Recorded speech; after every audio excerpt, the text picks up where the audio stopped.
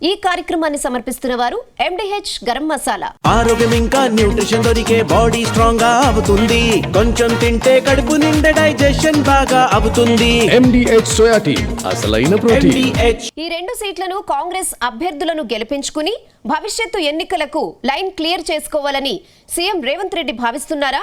అటు ప్రతిపక్షాలు కూడా ఎమ్మెల్సీ ఎన్నికలపై సీరియస్ గా ఫోకస్ చేయడంతో అభ్యర్థులు ఆచితూచి అడుగులు వేస్తున్నారా? మరి కాంగ్రెస్ పార్టీ నుంచి రేస్లో ఉన్న ఆ అభ్యర్థులు ఎవరు? సీఎం రేవంత్ రెడ్డి ఎవరి వైపు ఆసక్తి చూపిస్తున్నారు? Let's watch this story.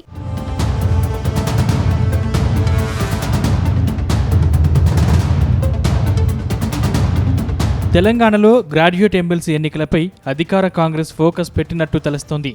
మార్చిలో ఖాళీ అయ్యే 2 సీట్లను దక్కించుకునేందుకు అభ్యర్థుల కోసం అన్వేషణ మొదలు పెట్టినట్టు సమాచారం. ఇందులో భాగంగా జిల్లాల మంత్రులకు, ఇన్ఛార్జ్ మంత్రులకు టాస్క్ ఇచ్చి గెలిచే అవకాశం ఉన్న అభ్యర్థుల వివరాలు సేకరిస్తున్నట్టు టాక్ వినిపిస్తోంది. వచ్చే ఏడాది హైదరాబాద్, రంగారెడ్డి, మహబూబ్ నగర్ జిల్లాలు కలిపి ఒక స్థానం, నల్గొండ, ఖమ్మం, వరంగల్ జిల్లాలకు కలిపి మరో స్థానానికి ఎన్నికలు జరగనున్నాయి. ఈ 2 నియోజకవర్గాల్లో సోషల్ జస్టిస్ ఫార్ములాకు అనుగుణంగా ఒక చోట రెడ్డి, మరో చోట బీసీ అభ్యర్థిని నిలబెట్టాలని అధిష్టానం భావిస్తున్నట్టు టాక్.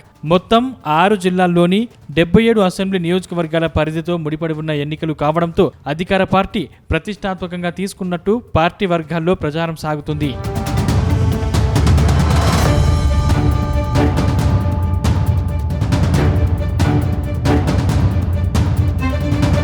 ప్రస్తుతం గ్రాడ్యుయేట్ ఎమ్మెల్సీ ఎన్నికల బరిలో చాలా మంది నేతలు ఉన్నారు. ఈ 2 గ్రాడ్యుయేట్ ఎమ్మెల్సీ స్థానాల్లో ఒకటి రెడ్డి సామాజిక వర్గానికి, మరొకటి బీసీకి ఇవ్వాలని కాంగ్రెస్ సూత్రప్రాయంగా నిర్ణయం తీసుకున్నట్టు సమాచారం.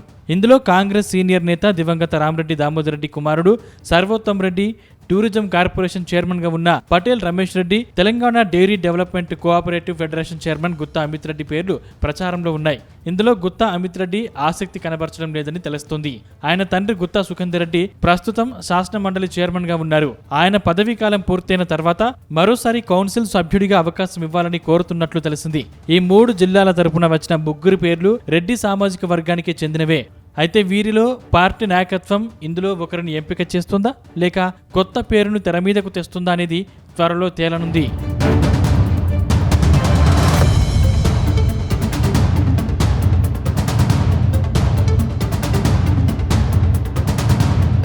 మరోవైపు హైదరాబాద్, రంగారెడ్డి, మహబూబ్ నగర్ జిల్లాల గ్రాడ్యుయేట్ నియోజకవర్గంలో 3 పేర్లు వినిపిస్తున్నాయి. ఇందులో 2 రెడ్డి సామాజిక వర్గానికి చెందినవారు కాగా మరొకరు బీసీ వర్గానికి చెందినవారని అంటున్నారు. ప్రస్తుతం పీసీసీ అధికార ప్రతినిధిగా ఉన్న సామ రామ్మోహన్ రెడ్డి, గౌరీ సతీష్ యాదవ్, జక్కిడి శివచరణ్ రెడ్డి పేర్లు ప్రముఖంగా వినిపిస్తున్నాయి. అయితే ఒక నియోజకవర్గంలో రెడ్డి అభ్యర్థిని ఖరారు చేస్తే మరో చోట బీసీ అభ్యర్థిని నిలబెట్టాలన్నది కాంగ్రెస్ వాదన. ఆ ప్రకారం ఏ నియోజకవర్గంలో బీసీకి అవకాశం వస్తుందనేది ఆసక్తికరంగా మారింది. ఇక గౌరీ సతీష్ గతంలో ప్రైవేటు విద్యా సంస్థల యాజమాన్యం సంఘం తరపున యాక్టివ్ రోల్ పోషించారు. విద్యా సంస్థలతో సంబంధాలు ఉన్నందున గ్రాడ్యుయేట్ ఓటర్లను ప్రభావితం చేయగలరన్న వాదన వినిపిస్తోంది. ఇక జక్కిడి శివచరణ్ రెడ్డిపై ఇటీవల పార్టీలోనే ఆరోపణలు వచ్చినా NSUI నాయకుడిగా విద్యార్థులతో బలమైన సంబంధాలు ఉన్నాయని, ఆర్థికంగా బలమైన నేత అనే టాక్ వినిపిస్తోంది.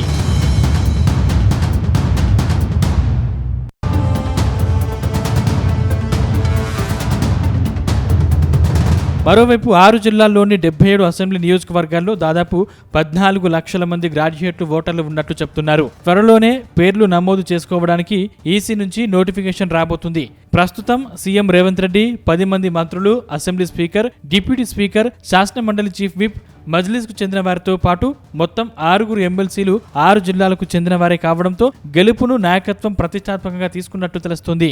ఇప్పుడు అధికారంలో ఉండి కూడా గెలిపించుకోలేకపోతే ఈ ఎన్నిక భవిష్యత్తు ఎన్నికలపై ప్రభావం చూపిస్తుందని భావిస్తున్నారు. అందుకే మంత్రులకు, ఎమ్మెల్యేలు, ఎమ్మెల్సీలకు ఈ 2 నియోజకవర్గాల్లో గెలుపు బాధ్యతలు అప్పగించే అవకాశం ఉందట. మొత్తం మీద 2 ఎమ్మెల్సీ సీట్లను గెలుచుకుని భవిష్యత్తులో జరిగే ఎన్నికలను లైన్ క్లియర్ చేసుకోవాలని కాంగ్రెస్ పెద్దలు భావిస్తున్నారట. అటు బీజేపీ, బీఆర్ఎస్ సైతం బలమైన అభ్యర్థులను రంగంలోకి దింపేలా ప్లాన్ చేస్తుండటంతో కాంగ్రెస్ పార్టీ కూడా ఆచితూచి అడుగులు వేసే ఛాన్స్ ఉందని అంటున్నారు.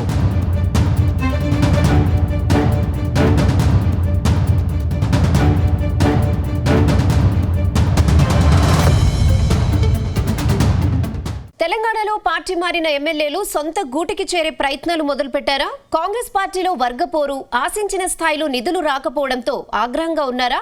వీరంతా పార్టీ ఫిరాయించి తప్పు చేశామని భావిస్తున్నారా? ఇప్పుడు మరికొందరు ఎమ్మెల్యేలు కూడా ఇలాంటి అభిప్రాయంలోనే ఉన్నారా? వీరంతా గులాబీ బాస్ కేసీఆర్ ఎప్పుడు పిలుస్తారా అని ఎదురు చూస్తున్నారా? కానీ బీఆర్ఎస్ పార్టీ మాత్రం కాంగ్రెస్లో కల్లోలంపై ఆచితూచి అడుగులు వేస్తోందా?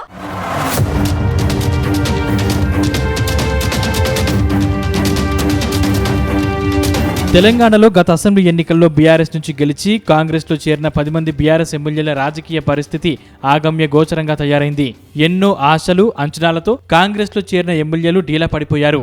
అధికార పార్టీలో ఇమ్మడలేక, ప్రభుత్వం నుంచి ఆశించిన నిధులు మంజూరు కాక, పనులు చేసుకోలేక ఫిరాయింపు ఎమ్మెల్యేల ముద్రతో రెండికి చెడ్డ రేవడిలా బారిపోయామన్న అంతర్మతనానికి గురవుతున్నారని తెలుస్తోంది. అందుకే కాంగ్రెస్లో చేరిన కొందరు ఎమ్మెల్యేలు ఇప్పుడు ధిక్కార స్వరం పెంచేశారు.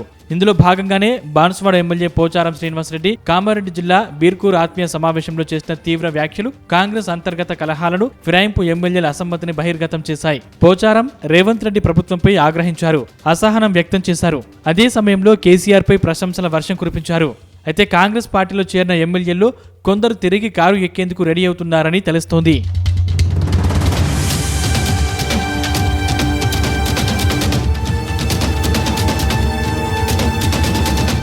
ప్రస్తుతం కాంగ్రెస్ పార్టీలో తమ నియోజకవర్గాలకు అభివృద్ధి పనులకు నిధులు రాకపోవడం, కనీసం సీఎం రేవంత్ రెడ్డి ఇతర మంత్రుల అపాయింట్మెంట్లు సకాలంలో లభించకపోవడంతో ఫిరాయింపు ఎమ్మెల్యేల్లో ఒకరైన బాన్సువాడ ఎమ్మెల్యే పోచారం శ్రీనివాసరెడ్డి సంచలన కామెంట్స్ చేశారు. నియోజకవర్గం అభివృద్ధి కోసం కాంగ్రెస్ కు మద్దతుగా నిలిస్తే బాన్సువాడకు రూపాయి రావడం లేదని ఆవేదన వ్యక్తం చేశారు. అలాగే కొందరు దుర్మార్గుల వల్లే తాను కాంగ్రెస్ పార్టీలో చేరినట్టు ప్రకటించారు. ఇప్పుడు పోచారం కామెంట్స్ రాష్ట్ర వ్యాప్తంగా సంచలనం రేపుతుండగా ఆయన మరోసారి బాంబు పేల్చారు. ఇటీవల తాను చేసిన వ్యాఖ్యలకు కట్టుబడి ఉన్నానని చెప్పారు. నియోజకవర్గ అభివృద్ధి కోసమే రేవంత్ రెడ్డికి మద్దతు ఇచ్చానని తెలిపారు. తాను ఎవరికి అమ్ముడు పోలేదని, తనను కొనేవారు లేరని పోచారం స్పష్టం చేశారు. అన్నం పెట్టిన వాడిని విమర్శిస్తే పుట్టగతులు లేకుండా పోతాయన్నారు. ఇప్పుడు పోచారం దారిలోనే మరికొందరు ఎమ్మెల్యేలు ఉన్నారనే చర్చ జరుగుతుంది. ఈ వ్యవహారంపై బీఆర్ఎస్ అధినేత కేసీఆర్తో సంప్రదింపులు జరుగుతున్నట్లు రాజకీయ వర్గాల్లో ప్రచారం ఉన్నా దీనిపై అధికారికంగా ఎలాంటి స్పష్టత రాలేదు. పార్టీ మారిన తర్వాత కూడా కాంగ్రెస్లో వారికి పూర్తిస్థాయి రాజకీయ స్థానం దక్కలేదన్న అసంతృప్తి ఉందని వారి అనుచర వర్గాలు చెబుతున్నాయి.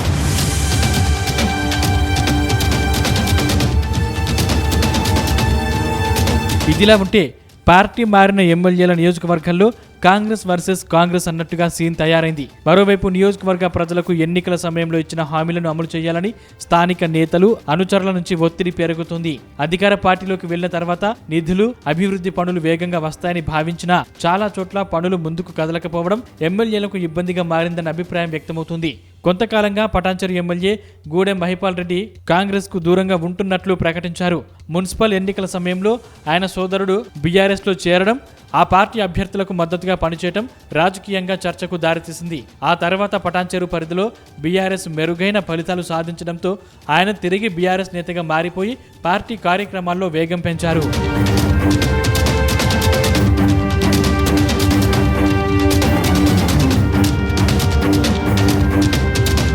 మరోవైపు జగిత్యాల ఎమ్మెల్యే డాక్టర్ సంజయ్ నియోజకవర్గ అభివృద్ధి పనులపై ఒత్తిడి ఎదుర్కొంటున్నట్లు తెలుస్తోంది. ఎన్నికల సమయంలో హామీ ఇచ్చిన కీలక రోడ్డు పనులు పార్టీ మారి 2 ఏళ్లు గడిచినా ఆశించిన స్థాయిలో ముందుకు సాగకపోవడం ఆయనకు ఇబ్బందిగా మారిందని స్థానిక వర్గాలు చెబుతున్నాయి. గద్వాల ఎమ్మెల్యే కృష్ణమోహన్ రెడ్డి పరిస్థితి కూడా ఇలానే ఉందని అంటున్నారు.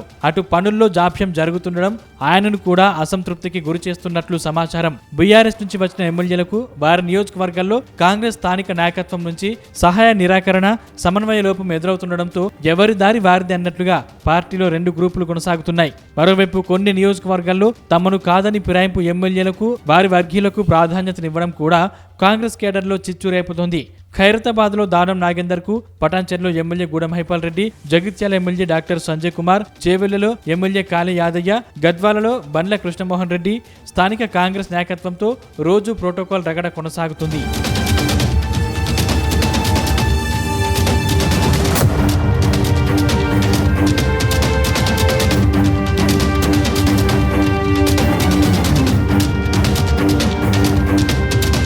మొత్తం మీద కాంగ్రెస్ పార్టీలో పదవుల భర్తీ కూడా ఫిరాయింపు ఎమ్మెల్యేలకు తీవ్ర ఆగ్రహాన్ని తెప్పిస్తోంది. ఈ పోస్టుల కోసం పాత కాంగ్రెస్ నాయకులకు మధ్య ఆధిపత్య పోరు తీవ్ర స్థాయిలో సాగుతుంది. ప్రభుత్వం వచ్చి 2.5 ఏళ్లు దాటినా తమ నియోజకవర్గాల్లో అభివృద్ధి పనులకు నిధులు దక్కకపోవడం, సీఎం సహా మంత్రుల నుంచి ఆశించిన స్పందన లేకపోవడంతో విసుగు చెందిన పలువురు ఫిరాయింపు ఎమ్మెల్యేలు ఇప్పుడు తిరిగి సొంత గూటికి వెళ్లేందుకు సన్నాహాలు చేసుకుంటున్నారని జోరుగా ప్రచారం సాగుతుంది. ఏదేమైనా కేవలం నంబర్ గేమ్ కోసం చేర్చుకుని పార్టీలో తగిన గుర్తింపు లేకపోవడం, నిధుల కేటాయింపులో ప్రాధాన్యత ఇవ్వకపోవడం పార్టీ మారిన ఎమ్మెల్యేలను అంతర్మథనంలో పడేసిందని ప్రచారం సాగుతుంది. మరోవైపు పార్టీ మారిన ఎమ్మెల్యేల విషయంలో బీఆర్ఎస్ పార్టీ సైలెంట్ మోడ్లో ఉంది. ఈ వ్యవహారం మరింత పెద్దగా అయ్యాక చూద్దాంలే అన్న ధోరణిలో గులాబీ లీడర్లు ఉన్నట్లు తెలుస్తుంది. ఏదేమైనా పార్టీ మారిన ఎమ్మెల్యేల పరిస్థితి రెంటికి చెడ్డ రేవడిలా మారిందనే చర్చ అయితే జరుగుతోంది.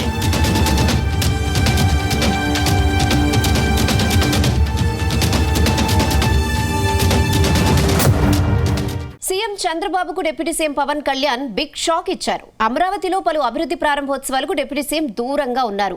సీఎం చంద్రబాబు అటెండ్ అయిన కార్యక్రమానికి పవన్ కళ్యాణ్ ఎందుకు రాలేదు, అమరావతికి రావాలంటూ మంత్రి నారాయణ ఆహ్వానించినా కూడా హాజరు కాలేదు. కానీ విశాఖపట్నంలో ఏనుగుల దినోత్సవంలో పవన్ కళ్యాణ్ పాల్గొనడం ఇప్పుడు హాట్ టాపిక్ గా మారిందా? అమరావతికి పవన్ హాజరు కాకపోవడంతో అధికారుల్లో చర్చోపచర్చలు జరుగుతున్నాయా? ఇప్పటికే 3 కేబినెట్ సమావేశాలకు పవన్ దూరంగా ఉండటంపై కూడా హాట్ చర్చ నడుస్తోందా?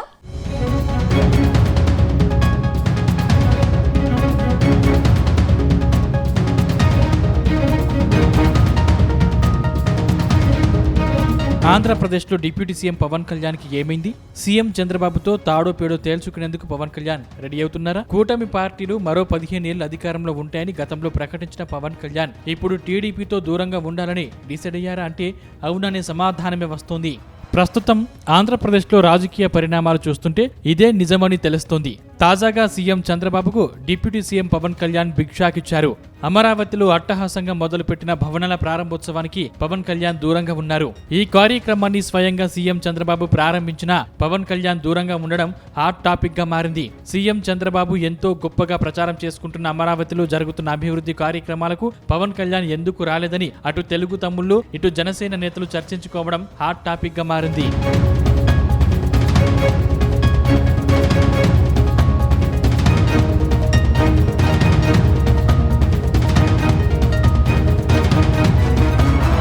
తాజాగా అమరావతిలో స్టీల్ బ్రిడ్జ్, ఎమ్మెల్యే ఎమ్మెల్సీల క్వార్టర్లు, సిడి యాక్సిస్ రోడ్డును సీఎం చంద్రబాబు ప్రారంభించారు. అనంతరం బహిరంగ సభలో సీఎం చంద్రబాబు ప్రసంగించారు. రాష్ట్రాభివృద్ధి విజన్ కు అమరావతి నగర నిర్మాణం మొట్టమొదటి సక్సెస్ అని కొనియాడారు. తెలుగు జాతి గర్వపడేలా ఉమ్మడి రాష్ట్రంలో సైబరాబాద్ నిర్మాణం జరిగిందన్న చంద్రబాబు విభజన తర్వాత ఈ ప్రాంతం బాగా నష్టపోయిందని, చివరకు రాజధాని కూడా లేకుండా పోయిందన్నారు. అందుకే అమరావతిని అంతర్జాతీయ స్థాయిలో అభివృద్ధి చేస్తున్నట్టు ప్రకటించారు. గతంలో కొందరు గ్రాఫిక్స్ అంటూ ఎగతాళి చేశారు. ఆ గ్రాఫిక్స్ నిజమవుతుంటే ఎగతాళి చేసిన వాళ్లంతా తలదించుకోవాలని చురకలంటించారు. అటు అమరావతితో పాటు రాష్ట్రం అంతటా అభివృద్ధి కావాలన్నదే తన ఆకాంక్ష అని గుర్తు చేశారు సీఎం చంద్రబాబు. తెలుగు జాతి గర్వపడే విధంగా ఒక మహానగరాన్ని నిర్మాణం చేయాలనే సంకల్పంతో అడుగడుగునా ముందుకు పోయి హైదరాబాద్ నిర్మాణం చేశాం. 162 కిలోమీటర్ల ఔటర్ రింగ్ రోడ్డు. ఎవరన్నా ఆలోచించడానికి కూడా సాహసం చేయడానికి అప్పుడు వీలు కాదు. ఎందుకంటే రోడ్లు వేయాలంటే అసాధ్యమైన పని. అక్కడి నుంచి ఈరోజు మీరు హైదరాబాద్ చూశారు. విభజన జరిగింది. విభజన జరిగిన తర్వాత నేను ఇప్పుడు కూడా చెప్తున్నాను, హైదరాబాద్ నిర్మాణం చేశాం. తెలంగాణ రాష్ట్రానికి హైయెస్ట్ పర్ క్యాపిటల్ ఇన్కమ్ ఒక్క సైబరాబాద్ వల్ల, ఔటర్ రింగ్ రోడ్డు వల్ల ఈరోజు తలసరి ఆదాయంలో దేశానికి ఆదర్శంగా హైయెస్ట్ తలసరి ఆదాయం తెలంగాణకు వస్తుందంటే తెలుగు జాతి తరపున నేను గర్వపడుతున్నానని మరొకసారి మీకు తెలియజేస్తున్నా. ఆ తర్వాత రాజధానిలో నిర్మాణం పూర్తయిన ఎమ్మెల్యే ఎమ్మెల్సీల భవన సముదాయాన్ని సీఎం చంద్రబాబు పరిశీలించారు. రాయపూడి వద్ద 12 టవర్లుగా ఎమ్మెల్యే ఎమ్మెల్సీల నివాస భవన సముదాయాన్ని దగ్గరుండి మరీ పర్యవేక్షించారు. ఇక్కడ ఒక్కొక్కటి 3500 చదరపు అడుగుల వైశాల్యంతో 288 ప్లాట్లను సిఆర్డీఏ నిర్మించింది. అత్యాధునిక పద్ధతుల్లో నిర్మించిన ఎమ్మెల్యే ఎమ్మెల్సీ ప్లాట్లను మంత్రులు నారాయణ, నాదెండ్ల మనోహర్లతో కలిసి సీఎం చంద్రబాబు పరిశీలించారు. ఈ కార్యక్రమంలో మంత్రులంతా సీఎం చంద్రబాబు వెంట కలియదిరిగారు. కానీ కార్యక్రమంలో డిప్యూటీ సీఎం పవన్ కళ్యాణ్ ఎక్కడా కనిపించలేదు. అంతకు ముందు అమరావతిలో అభివృద్ధి పనుల ప్రారంభోత్సవానికి మంత్రి నారాయణ స్వయంగా వెళ్లి పవన్ కళ్యాణ్ ను ఆహ్వానించినట్టు తెలుస్తోంది. కానీ ఈ కార్యక్రమానికి హాజరు కాకుండా పవన్ కళ్యాణ్ విశాఖపట్నంలో ఏనుగుల దినోత్సవంలో పాల్గొన్నారు. దాంతో అమరావతికి పవన్ కళ్యాణ్ ఎందుకు రాలేదు, ఆయన సీఎం చంద్రబాబుపై అలిగారా అని అధికార వర్గాల్లో చర్చ జరుగుతుంది.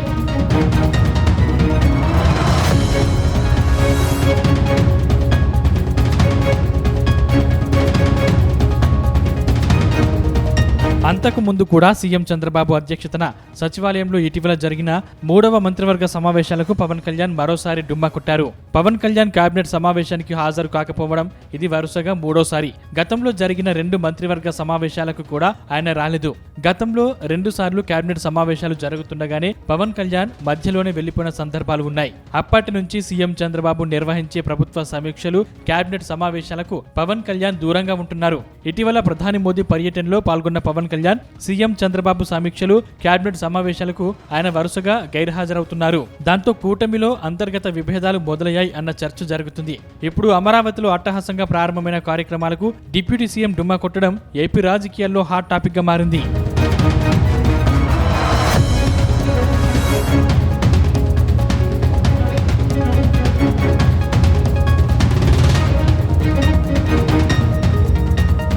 మొత్తం మీద సీఎం చంద్రబాబు కార్యక్రమాలకు పవన్ కళ్యాణ్ దూరంగా ఉండడం వెనుక రకరకాలుగా ప్రచారం సాగుతుంది. చాలా అంశాల్లో టీడీపీ నేతల నిర్ణయాన్ని పవన్ కళ్యాణ్ వ్యతిరేకిస్తున్నట్టు తెలుస్తుంది. ముఖ్యంగా అమరావతి విషయంలో సీఎం చంద్రబాబు చేసుకుంటున్న ప్రచారంపై పవన్ కళ్యాణ్ తీవ్ర అసంతృప్తితో ఉన్నట్టు టాక్. ఇటీవల విజయవాడలో జనసేన నేతల సమావేశంలోనూ తన మనసులో మాటను వారితో పంచుకున్నట్టు తెలుస్తుంది. రాజధాని అంటే 5 కోట్ల ఆంధ్రుల నగరంగా ఉండాలి, కానీ కేవలం ఈ ప్రాంతానికి పరిమితం కావద్దని పవన్ కళ్యాణ్ అన్నట్టు సమాచారం. మరోవైపు లోకేష్ ను సీఎంగా ప్రకటించాలని టీడీపీ నేతలు చేస్తున్న అత్యుత్సాహం పైన పవన్ ఆగ్రహంగా ఉన్నట్టు తెలుస్తోంది. ఈ అంశాలన్నీ కూడా పవన్ కళ్యాణ్ అమరావతికి దూరం కావడానికి కారణాలుగా చెప్తున్నారు. మరోవైపు పవన్ కళ్యాణ్ చేత ప్రధాని మోదీ కూడా గేమ్ ఆడిస్తున్నారనే ప్రచారం సైతం జరుగుతుంది. మొత్తంగా కూటమిలో జరుగుతున్న ఈ పరిణామాలు చూస్తుంటే మాత్రం 2029 ఎన్నికల్లో ఎవరి దారి వారిదే అన్నట్టుగా సాగడం ఖాయమనే టాక్ సైతం వినిపిస్తోంది.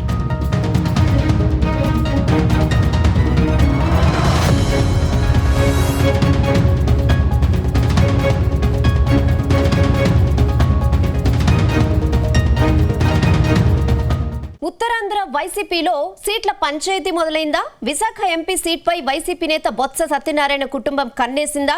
గతంలో విశాఖ నుంచి బొత్స ఝాన్సీ పోటీ చేసి గెలిచారు. ఆ తర్వాత జరిగిన ఎన్నికల్లో ఆమె ఓడిపోయారు. వచ్చే ఎన్నికల్లో ఇక్కడి నుంచి బొత్స కుమార్తె ఎన్నికల బరిలో నిలుస్తారని ప్రచారం సాగుతోందా? ఇన్నాళ్లు చీపురుపల్లిలో యాక్టివ్ పాలిటిక్స్ చేస్తున్న బొత్స అనూష విశాఖకు ఎందుకు షిఫ్ట్ అవ్వాలని అనుకుంటున్నారు? దీని వెనుక ఉన్న కారణమేంటి? ఈ స్టోరీలో చూసేద్దామా?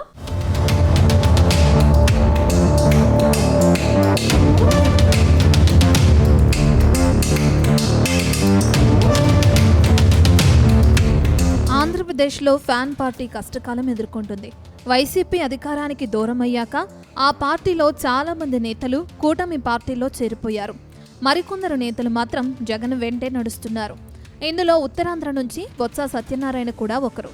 జగన్ ముఖ్యమంత్రిగా ఉన్న సమయంలో మంత్రిగా సేవలందించిన బొత్స ప్రస్తుతం మండలిలో వైసీపీ పక్ష నాయకుడిగా గళం వినిపిస్తున్నారు.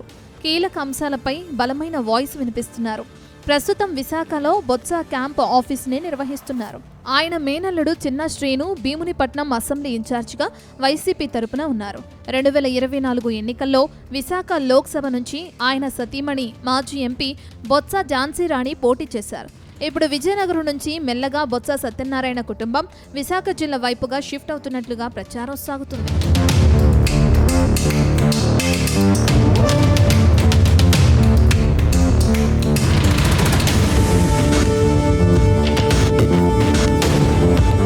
ప్రస్తుతం బొత్స ఝాన్సీ విశాఖ పార్లమెంట్ ఇన్ఛార్జిగా కొనసాగుతున్నారు. అటు బొత్స ఫ్యామిలీ నుంచి కుమారుడు సందీప్, కుమార్తె అనూష కూడా రాజకీయాల్లో క్రియాశీలంగా ఉన్నారు. కొద్ది రోజులుగా బొత్స అనూష పార్టీ కార్యక్రమాల్లో యాక్టివ్గా పాల్గొంటున్నారు. వచ్చే ఎన్నికల్లో ఆమె విశాఖ నుంచి పోటీ చేయడం ద్వారా ఎన్నికల రాజకీయాల్లోకి దిగుతారనే ప్రచారమూ సాగుతుంది. తాజాగా బొత్స అనూష జన్మదిన వేడుకలు విశాఖలో ఘనంగా జరిగాయి. గతంలో ఎప్పుడూ విశాఖలో ఆమె పుట్టినరోజు వేడుకలు జరుపుకోలేదని అంటున్నారు. ఈసారి ఆమె బర్త్డే వేడుకలు విశాఖలో జరుపుకోవటం, అందరినీ పిలవటం చర్చనీయాంశంగా మారింది.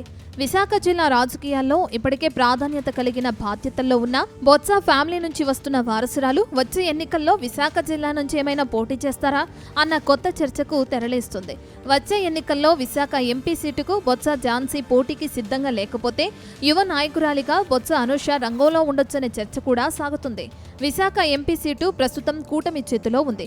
2024 ఎన్నికల్లో బంపర్ మెజారిటీతో టీడీపీ నుంచి శ్రీభరత్ గెలిచారు.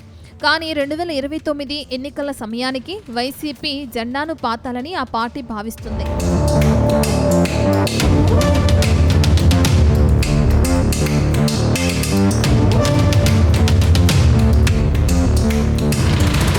ఇప్పుడు శాసన మండలిలో ప్రతిపక్ష నేతగా ఉన్న బొత్స సత్యనారాయణ రాష్ట్ర రాజకీయాలపై ఫోకస్ చేస్తున్నారు. ఈ క్రమంలోనే చీపురుపల్లి నియోజకవర్గంలో పార్టీ వ్యవహారాలను తండ్రి తరపున బొత్స అనూష చక్కబెడుతున్నారు. దాదాపు 8 నెలలుగా నియోజకవర్గంలో పార్టీ వ్యవహారాలను ఆమెనే చూసుకుంటున్నారు. తమ నియోజకవర్గం జిల్లా పరిధిలో ఎక్కడ శుభకార్యాలు జరిగినా బొత్స కూతుర్ని వెంటబెట్టుకుని వెళ్తున్నారు. సామాజిక సేవా కార్యక్రమాలతోనూ ఆమె ప్రజలకు చేరువవుతున్నారు. మన కుటుంబం మన కార్యకర్త కార్యక్రమంతో కొంతకాలంగా పార్టీకి దూరంగా ఉంటున్న కార్యకర్తలతో మాట్లాడుతూ వారిని మళ్లీ యాక్టివ్ చేసే ప్రయత్నం చేస్తున్నారు. ఆమె గ్రామాల్లో తిరుగుతూ ఎన్నికల సంఘం తీసుకొచ్చిన సర్ కార్యక్రమం పట్ల జనాల్లో అవగాహన కల్పించారు. మెగా డిఎస్సీలో అక్రమాలు జరిగాయంటూ వైఎస్ఆర్సీపీ ఆధ్వర్యంలో ఆందోళనలు చేపట్టిన సంగతి తెలిసిందే. చీపురుపల్లిలో ఆమె ఆధ్వర్యంలో భారీ ర్యాలీలు నిర్వహించారు. ఓవైపు చీపురుపల్లిలో పార్టీ కార్యక్రమాల్లో పాల్గొంటున్న బొత్స ఫ్యామిలీ ఇప్పుడు విశాఖలోనూ పట్టు పెంచుకోవటం కోసం ప్రయత్నాలు మొదలుపెట్టడం చర్చనీయాంశమవుతుంది.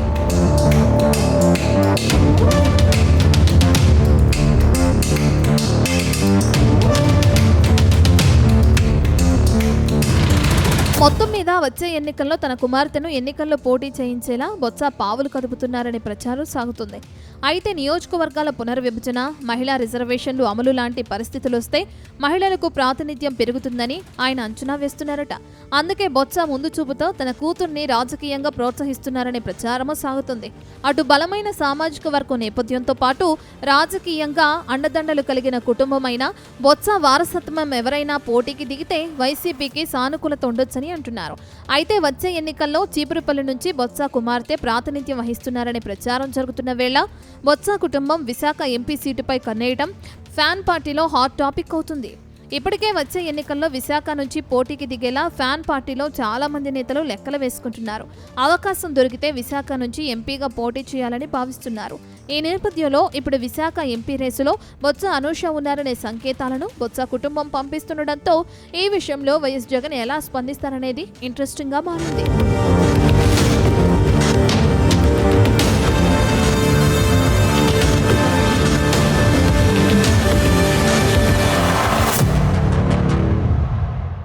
ఉత్తరాంధ్రలో జనసేన బలోపేతంపై పవన్ ఫోకస్ పెంచారా? ఉభయ గోదావరి జిల్లాల తర్వాత ఎక్కువగా ఉత్తరాంధ్రకే పవన్ అత్యధిక ప్రాధాన్యత ఇస్తున్నారా? త్వరలో జరిగే ఆ 3 కార్పొరేషన్స్ లో పాగా వేస్తే పార్టీ మరింత బలోపేతం అవుతుందని పవన్ లెక్కలు వేసుకుంటున్నారా? మరి ఇక్కడే బలంగా ఉన్న టీడీపీకి జనసేన ఎలా కట్టడి చేయబోతోంది? Let's watch.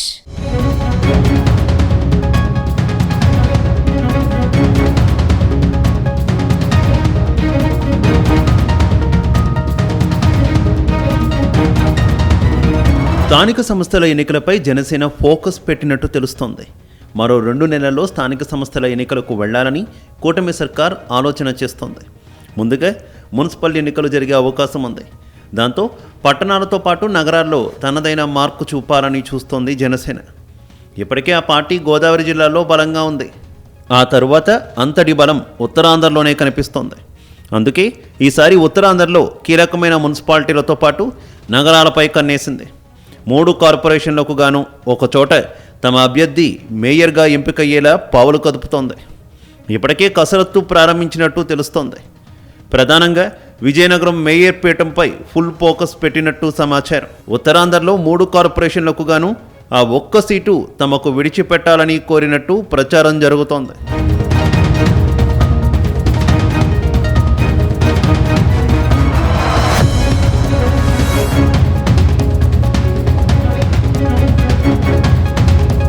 ఉత్తరాంధ్రలో 3 కార్పొరేషన్లు ఉన్నాయి. విశాఖపట్నం, విజయనగరం, శ్రీకాకుళం కార్పొరేషన్లలో శ్రీకాకుళం కార్పొరేషన్కు న్యాయపరమైన చిక్కుల కారణంగా గత పుష్కర కాలంగా ఎన్నికలు జరగడం లేదు. దాంతో విజయనగరం, విశాఖ మేయర్ పీఠాలు మాత్రమే మిగిలాయి. ఈ రెండింటిలో విశాఖ మేయర్ పీఠం టీడీపీ తీసుకుంటుందని అంటున్నారు. దాంతో విజయనగరం మీద జనసేన కన్నుపడిందని ప్రచారం సాగుతోంది. కాపు సామాజిక వర్గం అధికంగా ఉండే విజయనగరంలో క్రమేపీ పట్టు సాధించాలన్నది జనసేన ఆలోచనగా ఉందని అంటున్నారు. గత అసెంబ్లీ ఎన్నికల్లో నెల్లిమర్ల నుంచి జనసేన అభ్యర్థి గెలిచారు. భోగాపురం అంతర్జాతీయ విమానాశ్రయం ప్రారంభం కావడంతో విజయనగరం జిల్లా ఇప్పుడు ప్రాధాన్యత సంతరించుకుంది. ఉత్తరాంధ్రలో విశాఖ తర్వాత విజయనగరానిది తర్వాతి స్థానం. అటువంటి చోట ప్రాతినిధ్యం పెంచుకోవాలని చూస్తోంది జనసేన. మేయర్తో పాటు మెజారిటీ ఎమ్మెల్యే స్థానాలను జనసేన ఖాతాలో వేసుకోవాలని చూస్తోంది. ఈ మేరకు టీడీపీ నాయకత్వానికి కూడా ప్రతిపాదనలు ఇచ్చినట్టు తెలుస్తోంది.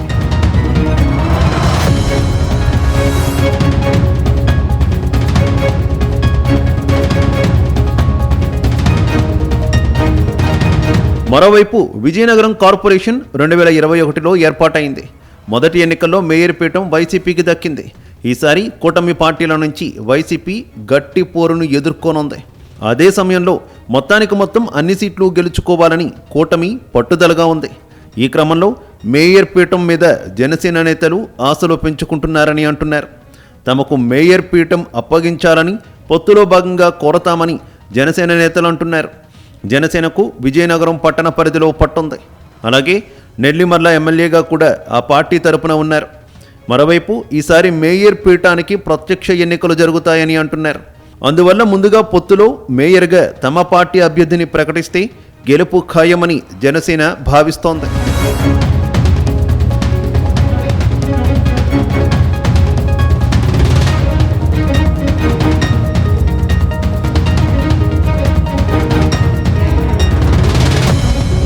మొత్తం మీద విజయనగరంలో టీడీపీ చాలా స్ట్రాంగ్గా ఉంది. అన్ని వార్డుల్లో బూత్ లెవెల్ దాకా టీడీపీ నేతలు ఉన్నారు. సంస్థాగతంగా ఇంత బలమైన తమకు మేయర్ పీఠం దక్కకపోతే ఎలా అని తెలుగు తమ్ముళ్ళు ప్రశ్నిస్తున్నారట. అంతేకాదు తొలిసారి వైసీపీ మేయర్ పీఠం ఎక్కింది, ఈసారి ఛాన్స్ టీడీపీదే అని తమ్ముళ్ళు అంటున్నారు. అయితే పొత్తులంటేనే సర్దుబాటు అని, ఉత్తరాంధ్రలో తమకు ఒక మేయర్ పోస్ట్ ఇచ్చి తీరాల్సిందే అన్నది జనసేన నేతల మాటగా వినిపిస్తోంది. చూడాలి మరి విజయనగరంలో జనసేన జెండా ఎగురుతుందా లేక తెలుగు తమ్ముళ్ళు ఆ పార్టీకి బ్రేకులు వేస్తారా అనేది మాత్రం త్వరలోనే తేలనుంది.